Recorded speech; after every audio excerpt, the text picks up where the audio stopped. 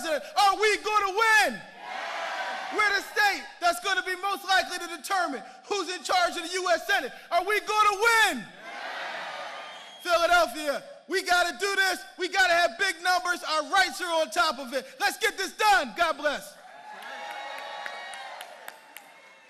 Someone that needs no introduction, who's doing, in less than a year, doing a great job, a great cheerleader for our city of Philadelphia, doing a great job, and as proud as can be, our mayor, Mayor Sherrill Parker.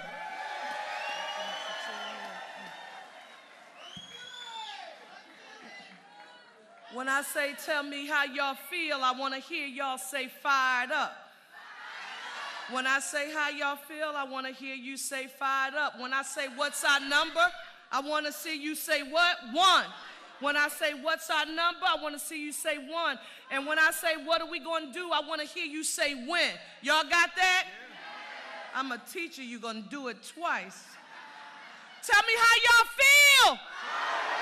Tell me how y'all feel. What's our number? What's our number? What are we going to do? What are we going to do? Philadelphia Democratic City Committee, Mr. Chairman, it feels so good to be back home. It feels good to be back home because I have the distinct honor and privilege to stand before you today as the 100th mayor of the 6th largest city in the nation, the first woman in the birthplace of democracy, because you, members of Democratic City Committee, you made a mayor and you put me here. But you all know I'm not just here as your mayor. I'm one of you. I'm a ward leader, too, of the mighty 50th ward, and I've been a committee person for a long time. And I know what it's like, and I know what you do when you knock on those doors and you get your people out to vote. So I'm here on today to ask you to remember a couple of things. And it's just, I know I'm an English teacher, but on the day, I'm going to ask you to remember some math. Is that all right with you? I want you to remember, and these are facts. In 2016, that guy won Pennsylvania by 44,000 votes. 44,000 votes. These are the facts. In 2020, our President Joe Biden, the Biden-Harris ticket, they won Pennsylvania by 80,000 votes. 80,000 votes. You want me to tell you a key difference between 2016 and 2020? More people in Philadelphia voted. So, of course you know, and you've heard it, Pennsylvania is the swingiest of all states. You are leaders, Democratic leaders, in the largest city in the swingiest state in the nation. No pressure, but that does mean that the road to the White House runs through Pennsylvania and, of course, Philadelphia. So I need you to keep this in mind. When we show up, we're going to show up to make sure that Kamala Harris is the 47th President of the United States of America. And Tim Walz, our Vice President. But guess what else that means? Our senior Senator Bob Casey, he's going to ensure that Democrats control the U.S. Senate. So the White House runs through Pennsylvania. The U.S. Senate runs through Pennsylvania and, of course, Philadelphia. But I want you all, each and every one of us, to remember this. I want to talk just a bit, and this is important. You all know I'm not fluffy. What you see is what you get. Our keynote speaker, who happens to be our President of the United States, for all the sheet metal workers, you know, we were right here in November when you all made me the mayor of this city, when people doubted us, when we were the underdogs, when people did not want to invest in us, when everybody said, the little black girl from working class uptown Northwest Philadelphia, she ain't got no money. You all said, we're going to make it happen, and you did it. On that night, something happened to me that I know my ancestors were saying, you never saw this. The phone rang. Sincere Harris said, you've got a call. I said, who is it? Just answer the call. I said, hello? The voice said, congratulations. And I got nervous. It was President Joe Biden. Once he said congratulations to me, Philly, this is the kind of thing that occurs that you don't see on camera, that tells you about somebody's integrity and character and what they're made of. He gave me about 15 to 20 seconds of congratulations. We're going to do a lot of good work together. But guess what the next thing was that he said to me? You can't make this up. Where's Langston? My son, who has the biggest mouth in the world, talks back to his mom all the time. He's got to answer. You've got a call. Who is it? Just answer the phone. Answered the phone. This is President Biden. Langston said, I wish I could tell y'all my son was savvy and he didn't get nervous. After a while, he was disciplined and he said, yes, yes.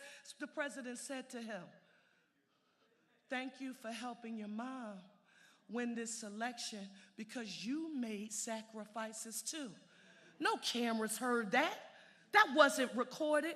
But that is who the man, Pennsylvania and Philadelphia, has referred to as our sweet. Remember, we called him our third United States Senator for Pennsylvania when he was there in the United States Senate. I also need you to know this. And Mr. Chairman, this is important to get the facts on the record.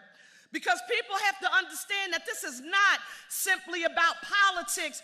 Part of why we're working so hard to make this matter to people is that they've got to connect this to their everyday lives. So if you are in Philadelphia and you want to know what a Biden-Harris administration has meant to you, let me tell you that your mayor has only been here for 9.5 months. No, but the numbers change, whomever said that number. It's not that. Now it represents over $900 million in federal funds. And guess what it paid for? Guess what the Biden-Harris administration sent to Philadelphia?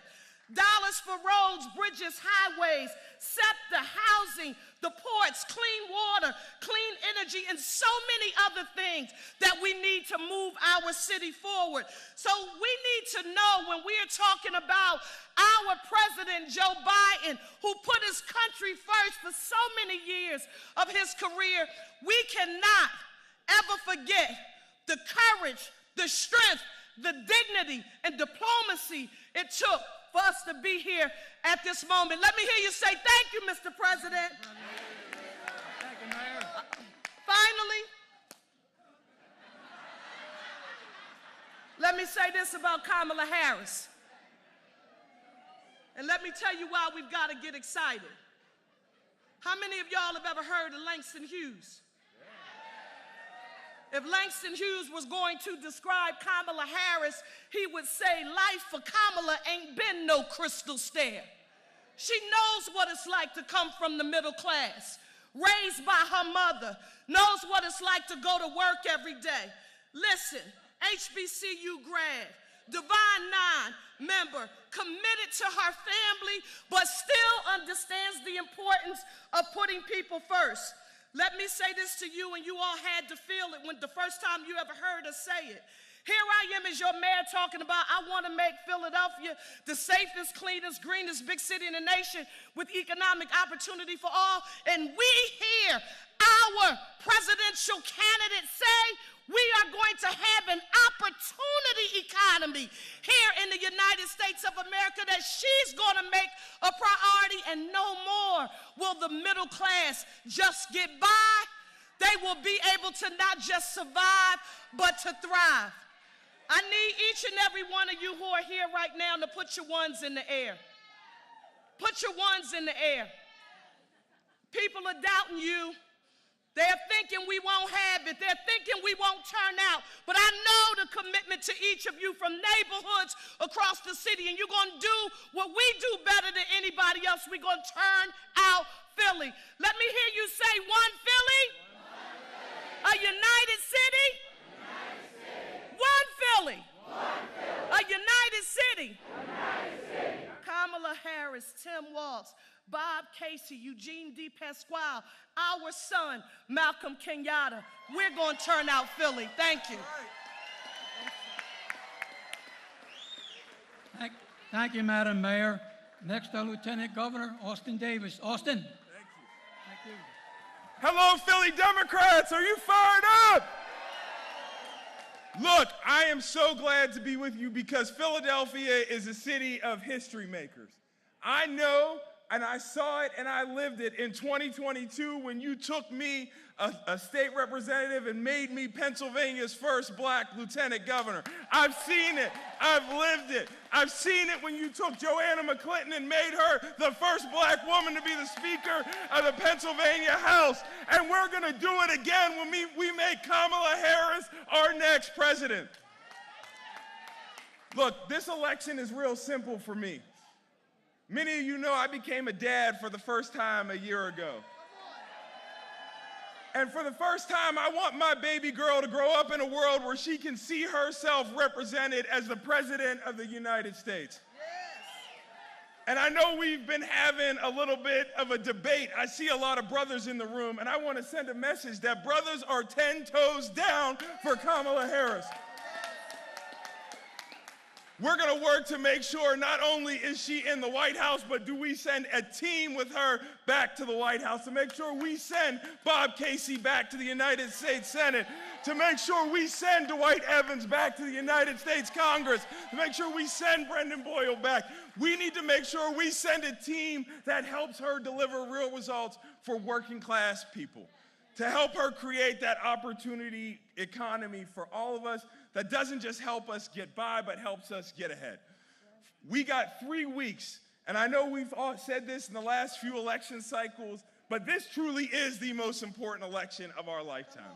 Our basic fundamental rights and freedoms are on the line.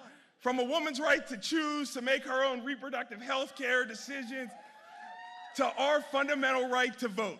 I've been telling people to vote in this election to make sure you can vote in future elections.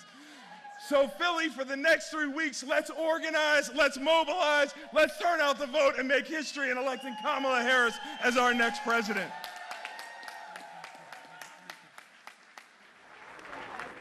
Thank you all. Guess what? We're coming right back with the President of the United States in 2 seconds. Thank you.